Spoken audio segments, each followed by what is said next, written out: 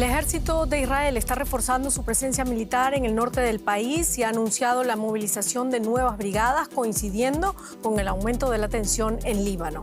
Con esto comenzamos nuestro informativo. Los saluda Silvia Cabrera desde Berlín. Bienvenidos. Vamos de inmediato con titulares.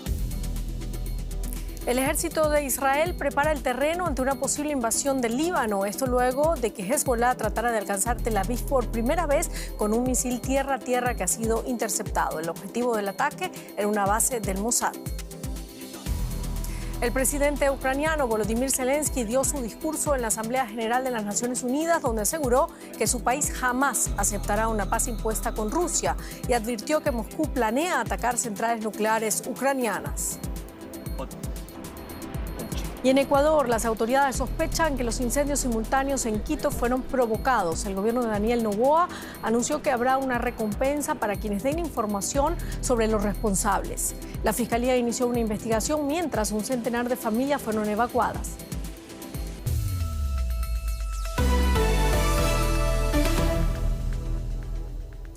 Comenzamos nuestro informativo con el conflicto entre Israel y Hezbollah en Oriente Próximo. Hezbollah dice haber disparado un misil balístico contra la sede de la agencia de inteligencia israelí Mossad. Israel dice que el arma fue interceptada de forma segura. Autoridades de ese país afirman además que están lanzando ataques aéreos masivos contra el sur del Líbano. Según la ONU, más de 90.000 personas han sido desplazadas en el norte del Líbano. La tranquilidad del amanecer fue interrumpida por las sirenas cuando las defensas aéreas israelíes interceptaron un misil de Hezbollah sobre Tel Aviv, el primero desde el comienzo de la guerra en Gaza, lanzado más allá del norte de Israel. Nos hemos acostumbrado, no importa si vienen del sur o del norte, los cohetes son cohetes. Son igual de aterradores, estresantes y desagradables. No creo que a nadie en este mundo le guste vivir así. Las autoridades israelíes informaron que nadie resultó herido. Sin embargo, el ejército aseguró haber interceptado varios proyectiles más provenientes del Líbano, mientras que otros lograron traspasar el escudo antimisiles, como en la ciudad norteña de Safed, donde algunos edificios sufrieron daños. Una situación muy diferente a la del Líbano, donde el ejército israelí efectuó nuevos ataques aéreos contra lo que calificó como objetivos de Hezbollah. Israel sostiene que el grupo islamista esconde sus armas en emplazamientos civiles. Pero sus ataques alcanzaron también pueblos como este, ubicado a 25 kilómetros al norte de Beirut, lejos de los bastiones tradicionales de la milicia respaldada por Irán. Las autoridades libanesas reportan allí víctimas mortales. Además, estiman que hay casi 500.000 de libaneses desplazados por la violencia. De los miles que llegaron a Beirut, muchos encuentran refugio en escuelas. Algunos tienen edad suficiente para recordar el último conflicto entre ambos países en 2006. Viví aquella guerra que tuvo lugar en julio. Pasamos miedo sin duda, pero no como ahora. Sufrimos y fuimos desplazados. Y aunque también tuvimos que lidiar con eso en 2006, la situación ahora es mucho más dura. Pese a los ataques, también hay algunos en el sur del Líbano decididos a quedarse y continuar con su vida, como en la ciudad de Tiro. Los que huyeron viven en las zonas rurales. Aquí no pasa nada, no nos iremos. Yo vendo verduras y frutas y la gente las compra y está contenta. No nos iremos. Esta es nuestra tierra, somos sus dueños legítimos. Aunque algunos hayan tenido que huir para proteger a sus hijos y familiares, otros debemos quedarnos en la ciudad para que el enemigo no piense que está vacía. Pero ante la falta de información del ejército israelí sobre el fin de los bombardeos y la continuidad de los ataques de Hezbollah, los llamados de la comunidad internacional a una desescalada de la violencia parecen no encontrar respuesta. Ampliamos la información ahora con Maya Siminovich desde Tel Aviv. Maya, Israel ha reforzado su presencia militar en el norte del país. Un alto cargo militar ha dicho que la guerra ha entrado ya en una nueva fase. ¿Es inminente entonces una posible invasión terrestre de Beirut? Hola Silvia. La cuestión de la inminencia no sé, pero que es posible, es posible. Todo va hacia allá. Aparentemente el jefe del Comando Norte hoy se reunió efectivamente con una nueva unidad trasladada hacia la frontera norte, que es una unidad blindada, infantería, y les dijo que tenemos que estar preparados para todo, también para movilizaciones y actividades. Esto fue literalmente lo que dijo.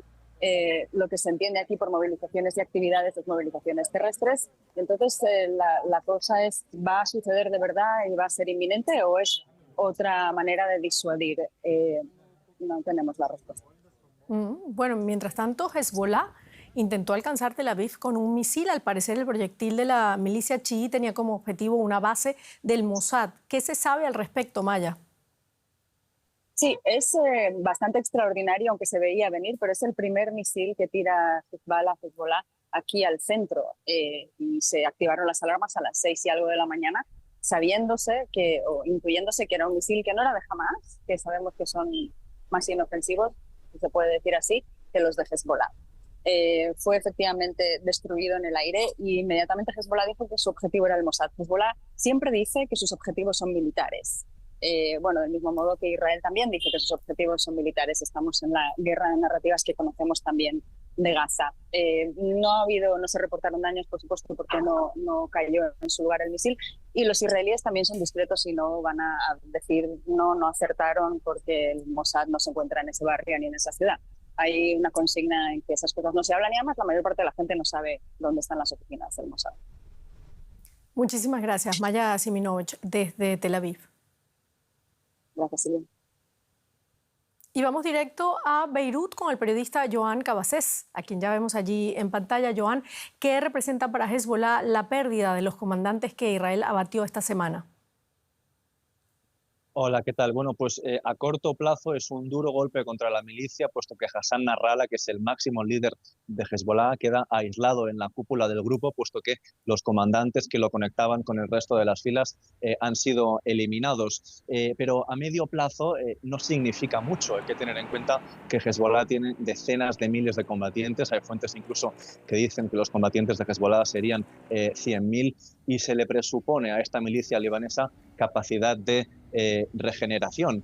Este es el motivo por el cual muchos creen que es imposible traer la paz para Israel y para la región a través de guerras contra Hezbollah o contra Hamas, por la capacidad de regeneración que tienen estas milicias en Líbano y en la Franja de Gaza respectivamente. Pero, por desgracia, vemos cómo la vía diplomática parece incapaz por ahora de traer la paz a esta región.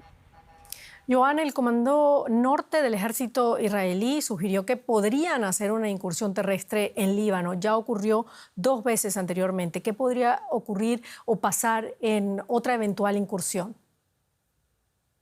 Bueno, pues para Israel existiría el riesgo de quedarse encallado en esta ocupación libanesa que pueda llegar pronto, algo parecido a lo que le está ocurriendo en la Franja de Gaza, donde las tropas israelíes llevan prácticamente 12 meses presentes en el enclave palestino sin visos de poderse ir pronto de ese territorio. Es decir, este tipo de operaciones son relativamente fáciles de decidir cómo y cuándo empezarlas, pero luego es muy difícil decidir cómo y cuándo terminarlas. Hay que tener en cuenta que Israel, como indicáis, ya ha estado presente militarmente en el pasado en este país, en Líbano. De hecho, en una ocasión estuvo durante casi 2 décadas ocupando el sur del país. Y eso tampoco trajo la paz para Israel. Precisamente Hezbollah nació en los años 80 en este territorio en Líbano como respuesta a esa presencia israelí. Y de hecho, 6 años después de la retirada israelí del año 2000, es decir, en el año 2006, Hezbollah lanzó un ataque contra Israel que supuso el inicio de otra guerra. Entonces,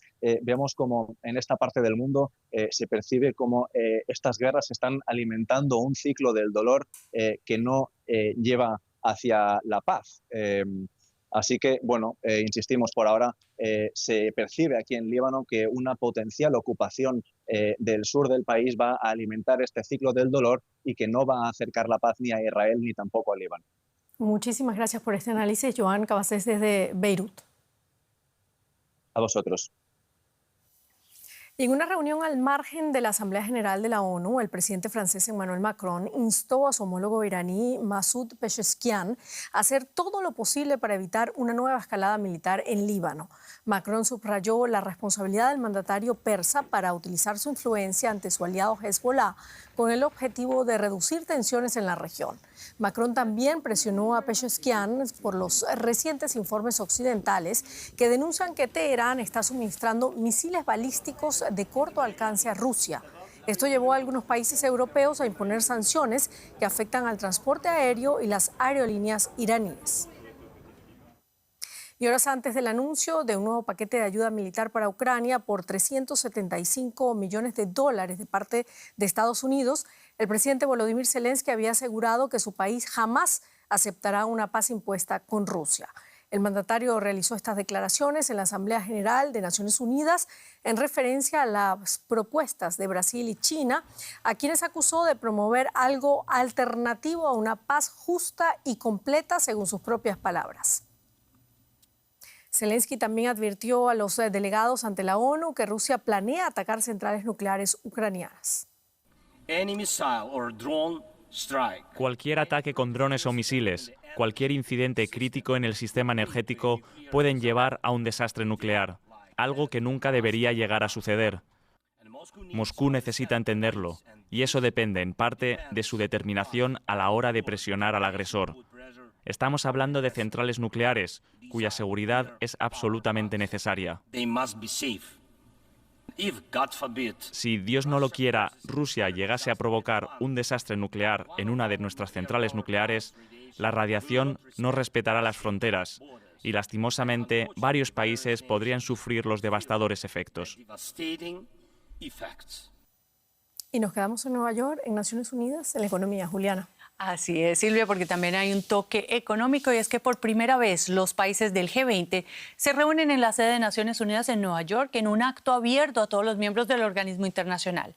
El secretario general de la ONU, Antonio Guterres, indicó que es vergonzoso que en un mundo de tanta abundancia exista la inseguridad alimentaria grave. Es decir, que hoy en día 1 de cada 10 personas en el planeta pasa un día o más sin comer.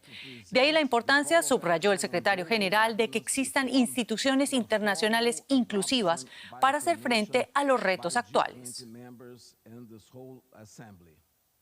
Y el presidente de Brasil, también presente en esa reunión, aseguró que Naciones Unidas debe seguir siendo el corazón del sistema internacional y aprovechó para hacer campaña en favor del llamado impuesto a los superricos. Escuchemos. En 2022, la diferencia entre las cantidades pagadas por el mundo en desarrollo a los acreedores extranjeros y las que recibió fue de $49.000 millones.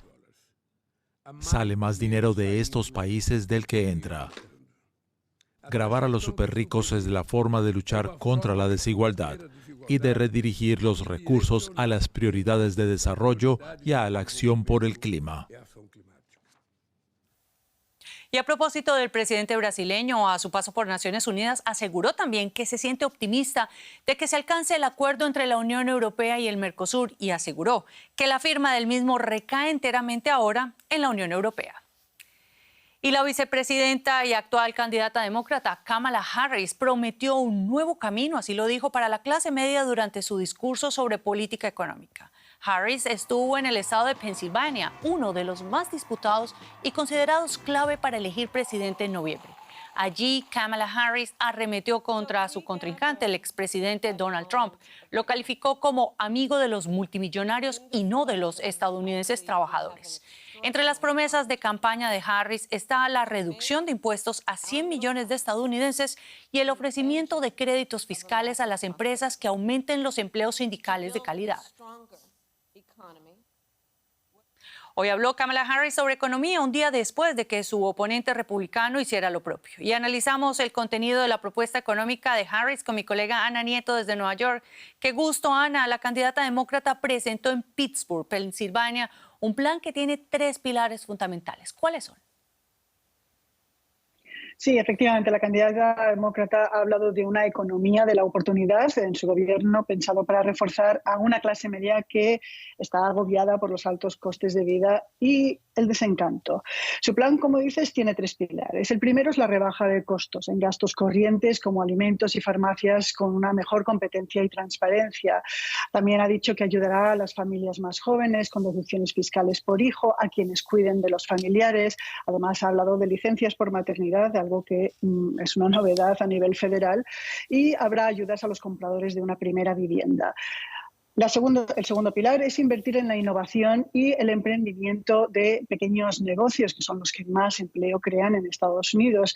Y su tercer pilar es liderar al mundo en lo que ha llamado la economía del futuro. Harris se ha referido específicamente a China, pero no exclusivamente, y ha dicho que Estados Unidos tiene que liderar en inteligencia artificial, en biomanufacturas, en blockchain, en energías limpias. Harris ha dicho también que va a rebajar el tiempo que se tarda en conceder permisos y burocracias para que se construya más deprisa. Se ha recordado que el Pentágono se construyó en 16 meses, algo que hoy parece impensable. Ana, y Harris es la vicepresidenta actual, pero ¿qué imagen ha querido presentar desde el punto de vista económico? Sí, la vicepresidenta ha presentado sus credenciales económicas como candidata, algo que necesitaba hacer por la importancia de la economía en las elecciones. Harris ha expresado su cercanía con quienes no llegan a fin de mes, ha recordado la experiencia de su propia madre, ha dicho que hacer fuerte a la clase media va a ser lo que defina su presidencia y que no es ideología, que es sentido común. Ha dicho estar del lado de los sindicatos, pero también ser pragmática, que no va a estar restringida por ninguna ideología a la hora de poner en marcha ninguna solución, que las soluciones tienen que ser las que funcionen, no tienen que echar miradas atrás con nostalgia, sino con datos y con muestras de que han funcionado en el pasado. Dice conocer las limitaciones de los gobiernos y que trabajar con el sector privado abre oportunidades. Muchas gracias, Ana Nieto, por este análisis y hasta pronto. Gracias. Bueno, de Estados Unidos a una disputa diplomática. Cuéntanos, Silvia. Así es, entre México y España, y es que la presidenta electa mexicana, Claudia Sheinbaum, niega que se hayan roto las relaciones con España. Esto tras haber anunciado su decisión de excluir al rey Felipe VI de su ceremonia de investidura el próximo 1 de octubre por ignorar una petición hecha en 2019 por el presidente Andrés Manuel López Obrador para que España reconozca los agravios cometidos durante el periodo colonial contra los pueblos originarios. AMLO respaldó la decisión de su sucesora y señaló a la monarquía española por actuar con prepotencia al desatender su demanda. El jefe de gobierno español, Pedro Sánchez, calificó de inexplicable e inaceptable la exclusión de Felipe VI. Madrid tampoco enviará representantes de otras jerarquías en señal de rechazo. Escuchemos los argumentos de los dos mandatarios, Claudia Sheinbaum y Pedro Sánchez. Cuando se niega la corona española, no solamente al perdón que engrandece a los pueblos, no los avergüenza, sino que los engrandece, y además no hay una respuesta oficial, pues evidentemente no solamente es un agravio al presidente, al hombre, sino al pueblo de México. El gobierno de España considera a México como un país hermano. O sea, España y México somos pueblos hermanos. Y tengo que trasladarles además también mi enorme frustración, porque son gobiernos progresistas, el que ha habido hasta ahora en México, con López Obrador al frente, ahora también con la presidenta electa. Conectamos a esta hora con el periodista Ángel Miguel Franco sobre este tema. Ángel, gracias por estar con nosotros. Bueno, la polémica en las relaciones bilaterales no es nueva, viene del 2019, cuando López Obrador envió al rey de España una carta exigiendo una disculpa pública por el pasado colonial. ¿Puedes ampliarnos los argumentos a uno y otro lado sobre este conflicto? Bueno, pues los argumentos quedaron muy claros en la carta del 2019 del presidente mexicano, y por parte de España no hubo respuesta, se quedó en un embarazoso silencio, considerando fuera de lugar esta exigencia, esta petición por la que se les pedía que la corona española presentara disculpas por la conquista y por el maltrato o por los supuestos abusos hacia los pueblos indígenas.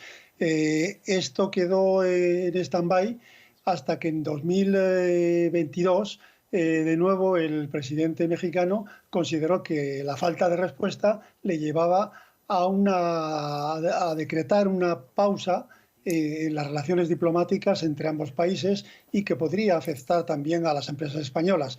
Y insinuaba que quizás cuando haya cambio de gobierno, como va a suceder ahora el próximo 1 de octubre, pues esta situación podría mejorarse y recuperar las tradicionales relaciones diplomáticas entre ambos países. Bueno, pero pareciera que no hay mejoras, ¿no? ¿Cómo afecta esto realmente las relaciones entre ambos países? Bueno, en principio se supone que no va a haber ruptura de las relaciones diplomáticas, al menos de momento. Desde Nueva York, como habéis mostrado, donde se encuentra el presidente Pedro Sánchez, pues ya ha señalado que es inaceptable e inexplicable que ambos países hermanos, España y México, pues no puedan mantener unas relaciones cordiales y habituales entre los dos gobiernos de signo ideológico progresista.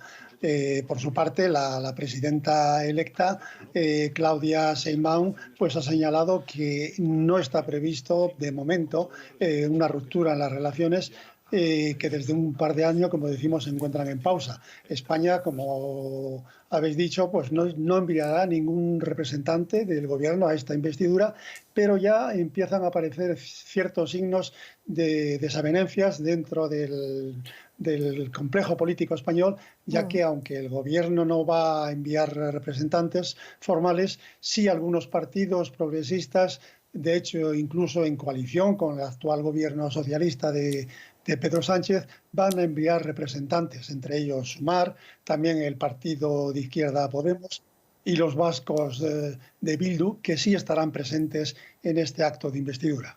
Muchísimas gracias, Ángel Miguel Franco.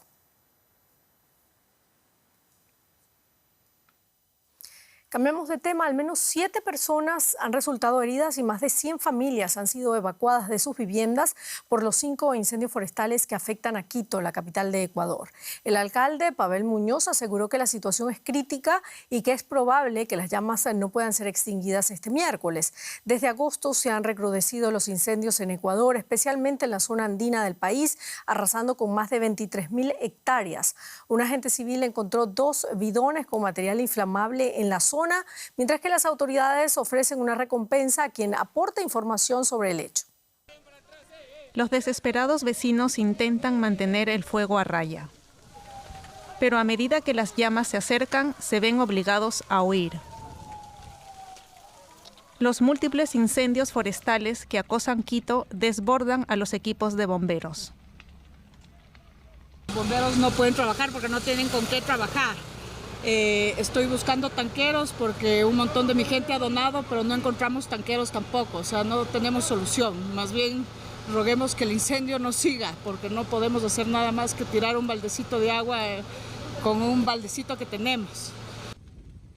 Las Fuerzas Armadas fueron desplegadas para combatir los fuegos que comenzaron en el barrio de Guápulo y se extendieron a las viviendas y zonas boscosas cercanas.